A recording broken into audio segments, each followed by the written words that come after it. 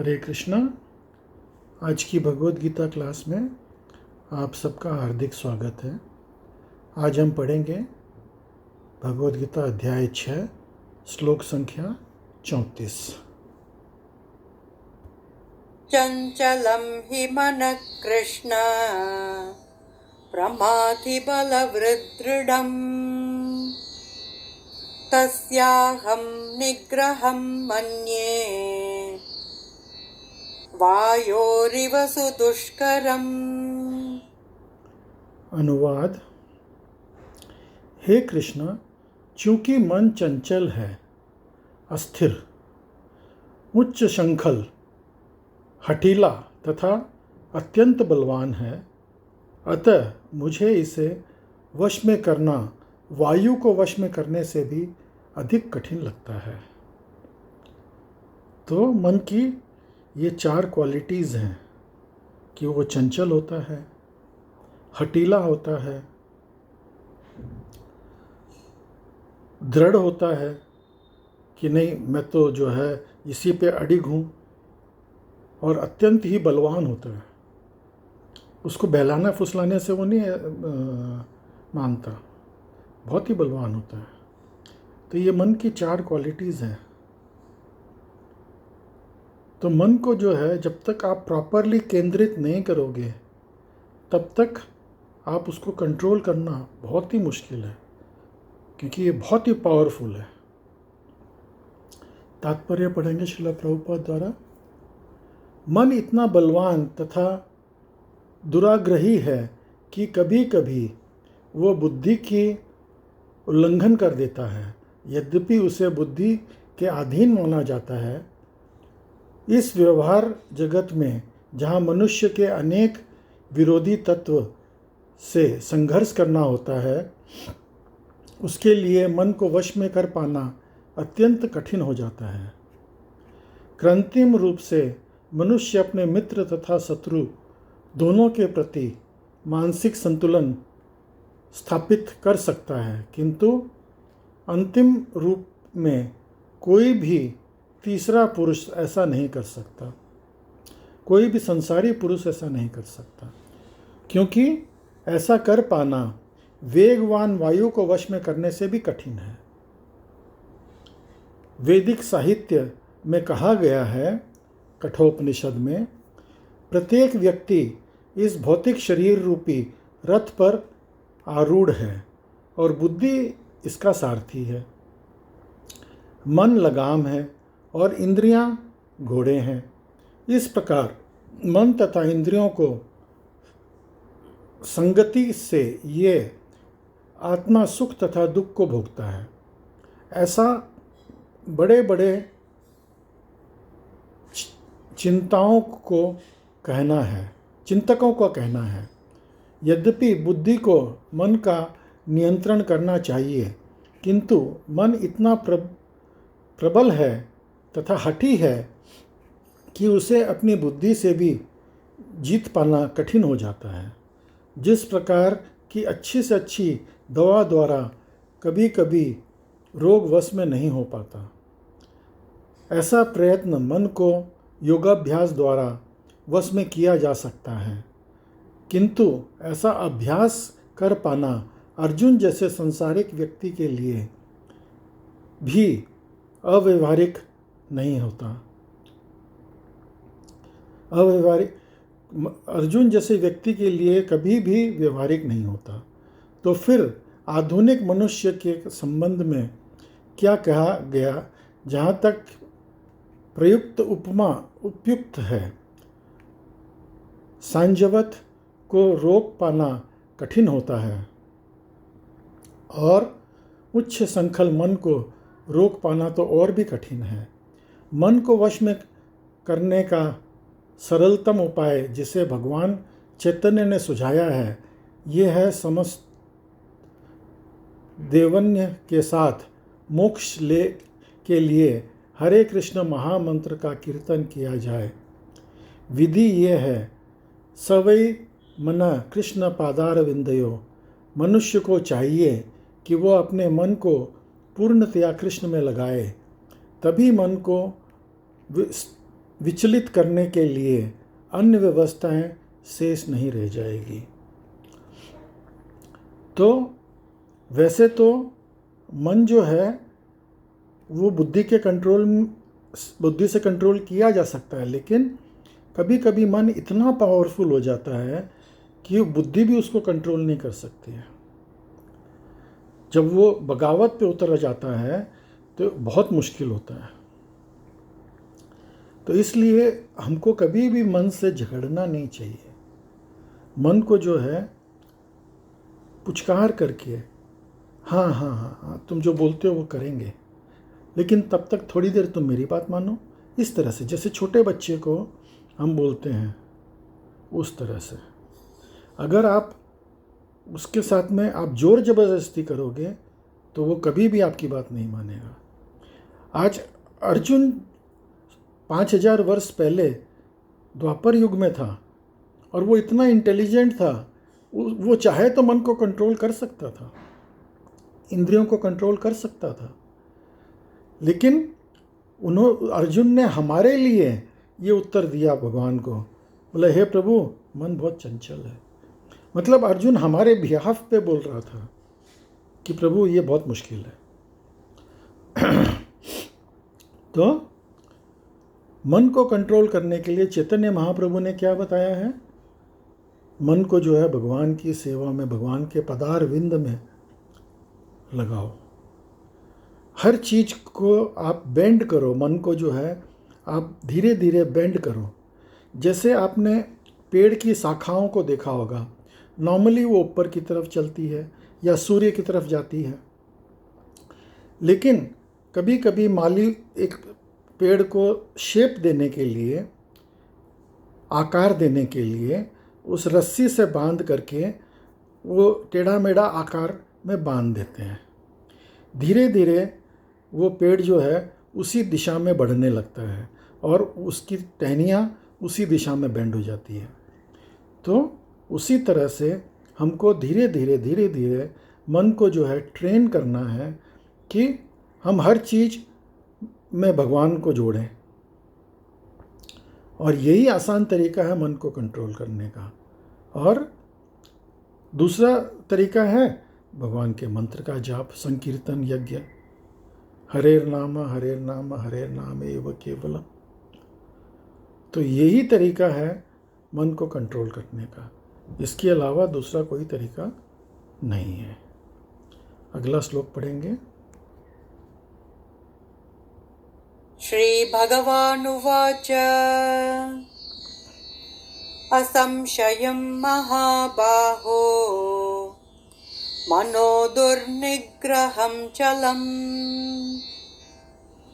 अभ्यासेन तु कौन्तेय वैराग्येण च गृह्यते। अनुवाद। भगवान श्री कृष्ण ने कहा, हे महाबाहु कुंती पुत्र, निसंदेह चंचल मन को वश में करना अत्यंत कठिन है, किंतु उपयुक्त अभ्यास द्वारा तथा विरक्ति द्वारा ऐसा संभव है। तो भगवान क्या बोल रहे हैं कि अभ्यास करो धीरे धीरे। जैसे एक छोटे बच्चे को सीधा आप 10 किलो का वजन दे दोगे, उठाओ, वो नहीं उठा पाएगा, लेकिन आप उसको पहले आधा किलो वजन दो, उठाने लग जाए। 1 महीने बाद में 1 किलो दो, 2 किलो दो, 3-4 महीने के बाद में 5 किलो दो, 6 महीने के बाद में 7 किलो दो, 1 साल के बाद में 10 किलो दो, वो उठा लेगा। तो अभ्यास करते करते उसके मसल्स बिल्ड हो जाते हैं। तो उसी तरह से जब हम भगवान के चरणों में हम अपनी मति लगाते हैं और मन को ट्रेन करते हैं, जैसे एक्सरसाइज के लिए हमने ट्रेन किया बच्चे को, उसी तरह से जब हम मन को ट्रेन करेंगे भगवान के चरणों में रत्ती लगाने के लिए, तो धीरे धीरे वो ट्रेन होगा। अभ्यास योग युक्तेन। तात्पर्य पढ़ेंगे श्रील प्रभुपाद द्वारा। अर्जुन द्वारा व्यक्त इस हठीले मन को वश में करने के लिए कठिनाई को भगवान स्वीकार करते हैं, किंतु साथ ही वो समझाते हैं कि अभ्यास तथा वैराग्य द्वारा ये संभव है। यह अभ्यास क्या है? वर्तमान युग में तीर्थवास, परमात्मा का ध्यान, मन में इंद्रियों का निग्रह, ब्रह्मचर्य पालन, एकांतवास आदि कठोर विधानों का पालन कर पाना संभव नहीं है, किंतु कृष्ण भावनामृत के अभ्यास से मनुष्य भगवान की साधना भक्ति का आचरण करता है। तो कोई भी कठोर चीज़ आप करना चाहोगे मुश्किल है, लेकिन आसान भक्ति योग के अंदर आप आसान चीज़ें हैं। हर चीज़ भगवान को अर्पित करना है तो वो आसान है, प्रैक्टिकल है, तो वो कर पाओगे। किंतु कृष्ण भावनामृत के अभ्यास से मनुष्य भगवान की साधना भक्ति का आचरण करता है। ऐसी भक्ति का प्रथम अंग है कृष्ण के विषय में श्रवण करना। मन को समस्त प्रकार की चिंताओं से शुद्ध करने के लिए वह परम शक्तिशाली एवं दिव्य विधि है। कृष्ण के विषय में जितना भी अधिक श्रवण किया जाए उतना ही मनुष्य उन वस्तुओं के प्रति अनासक्त होता है जो मन को कृष्ण से दूर ले जाने वाली है। मन को उन सारे कार्यों में विरक्त कर लेने पर, जिससे कृष्ण का कोई संबंध नहीं है, मनुष्य सुगमतापूर्वक वैराग्य सीख सकता है। वैराग्य का अर्थ है पदार्थ से विरक्ति और मन का आत्मा में प्रवृत्त होना। तो हमको कोई भी चीज़ छोड़ना नहीं है। हमको जब उसको भगवान की सेवा में लगा देंगे, हम ऐसा नहीं है कि हम कुछ भी खाना छोड़ देंगे। जैसे अगर हमको मिठाई बहुत पसंद है, मिठाई खाना छोड़ देंगे, नहीं, ऐसी बात नहीं है। हम उस मिठाई को पहले भगवान को भोग लगाएंगे और उसका प्रसाद हम पाएंगे, तो वो प्रसाद भी हो गया और हमारी विरक्ति भी हो गई, दोनों काम हो गया। सोचिए कितना आसान है।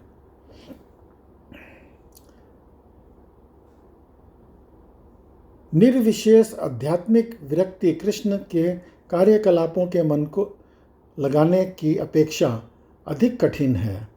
यह व्यवहारिक है, क्योंकि कृष्ण के विषय में श्रवण करने से मनुष्य स्वतः ही परमात्मा के प्रति आसक्त हो जाते हैं।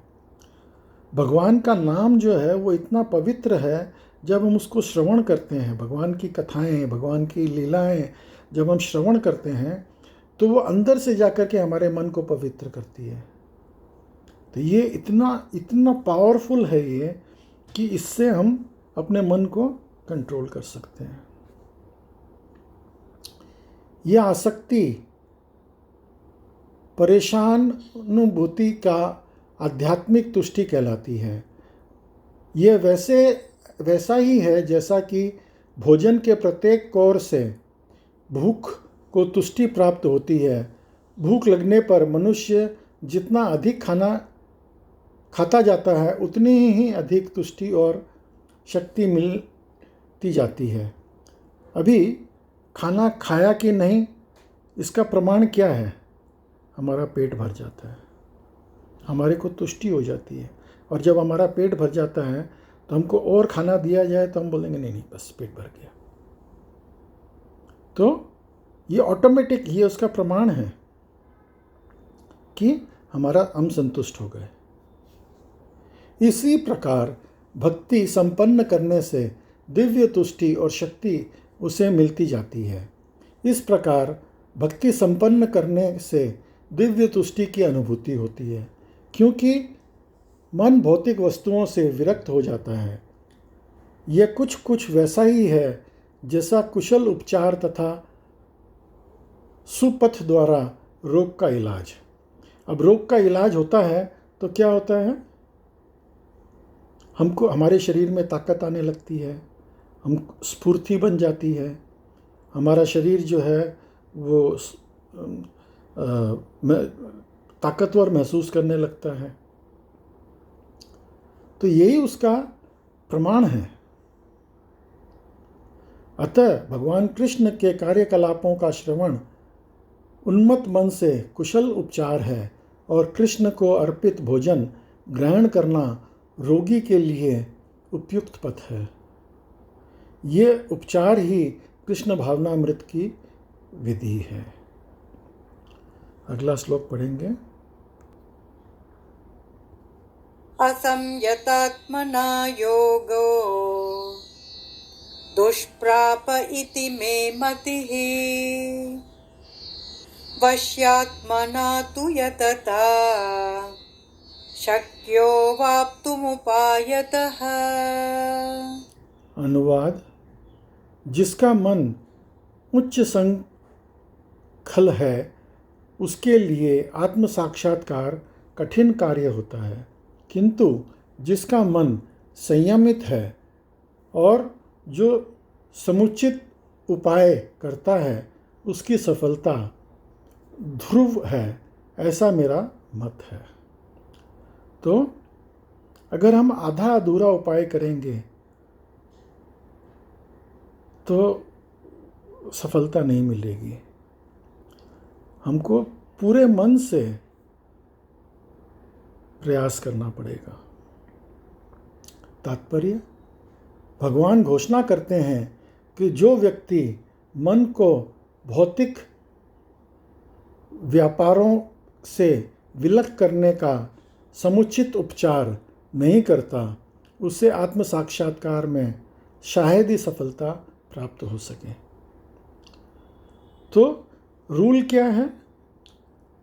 पहले भी मैं बता चुका हूँ कि ऑलवेज रिमेंबर कृष्णा, हमेशा भगवान को याद कर रखो, और नेवर फॉरगेट कृष्णा, कभी भी कृष्ण को भूलो मत।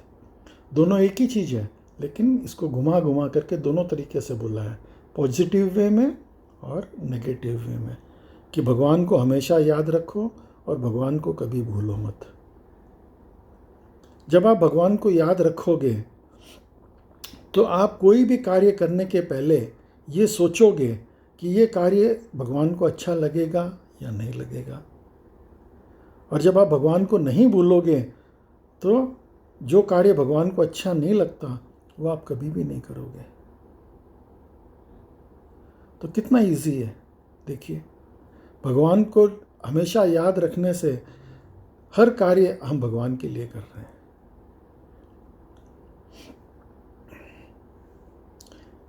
तात्पर्य पढ़ेंगे।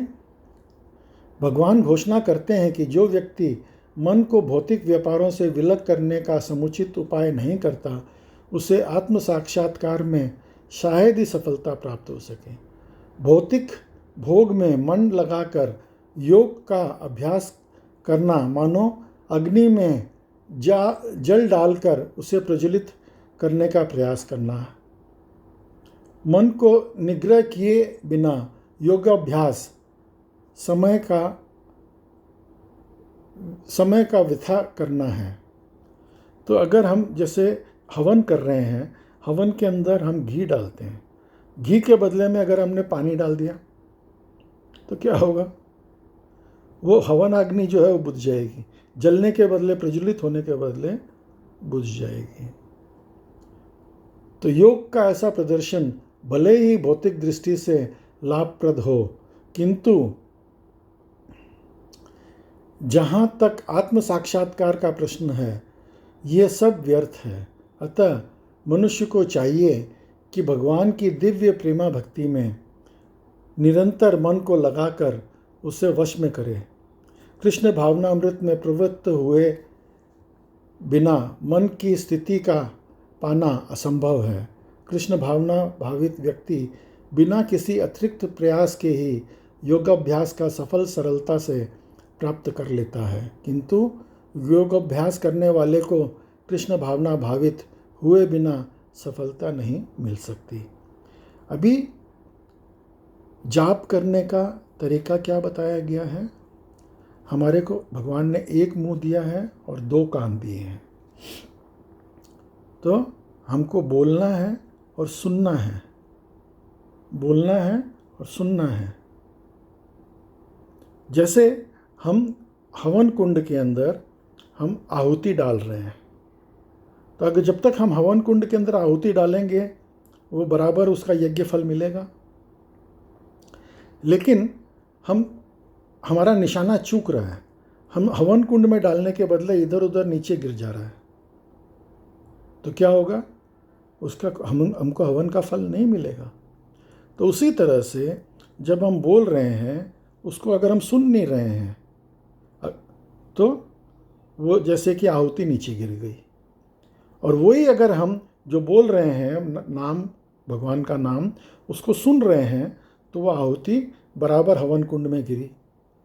ये कान जो है ना, ये देखने में हवन कुंड जैसा लगता है, स्वाहा स्वाहा स्वाहा। तो हम जब ये बोलते हैं, मंत्र का जाप करते हैं, उसको बराबर सुनना चाहिए, तभी जो है हम एकाग्रचित कर पाएंगे मन को। तो यही तरीका है मन को कंट्रोल करने का। तो आप सब आज की भगवद गीता क्लास में सम्मिलित हुए, उसके लिए बहुत बहुत धन्यवाद। हरे कृष्णा।